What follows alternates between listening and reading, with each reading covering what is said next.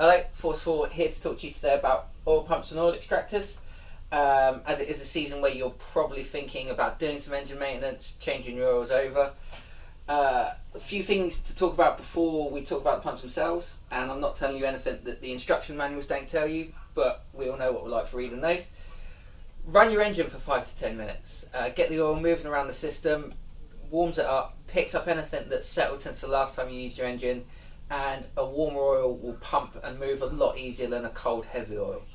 The second point I'll make is with the extraction pumps, the vacuum ones, sorry, when your probe hose is in the dipstick hole, make sure it's sat in the oil, because otherwise when you start pumping to create the vacuum that they work by, if it's not in the oil, that vacuum won't ever happen and they'll never pull out.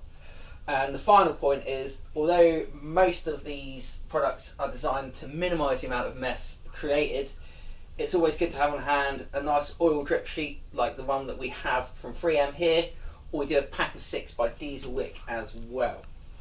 So the first pump to talk to you about is the simple brass oil change pump. It comes with 2 end caps and 2 different sizes of hose, an 8 and a 6mm hose.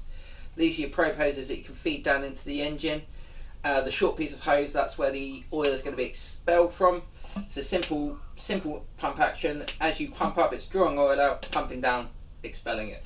Not much more to say about that one. Handy little tool. The next ones to talk about are the spherical ones. Here we've got them by Pela and by Seago. They both operate in the same way, which is that you take a pump that you screw onto the top.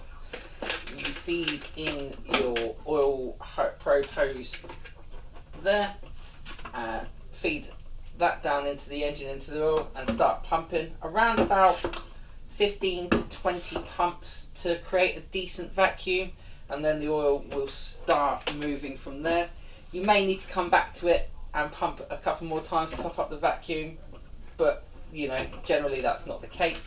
They've also got handy calibration on the side, so you know how much oil you've taken out of the system, which in turn lets you know how much oil you've got to put back into the system. Pretty useful. The pumps screw off the top so that they are nice and easy to store away and don't take up a lot of room. Then you've got the professional versions of that, which is the cylindrical ones by Pela. Got the 14 litre version there and the 6.5 litre version here. The pumps for these are contained inside the units themselves. They're a lot bigger and a lot more durable. Easy to use. Again, you've got your extension hose that plugs into the top. Your probe hose, of which you get 2 again. You get a 5mm and a 6mm for feeding down into the engine. Plugs onto the end. About 4 to 15 strokes they recommend to get this, get the vacuum formed and it start moving. Now the beauty of both of these ones is they come with an automatic shut-off switch inside as well. So once you've got it set up and pumping, you can walk away and leave it and know that it's not going to overflow and cause any problems. And that's pretty much it for oil extraction from Force 4.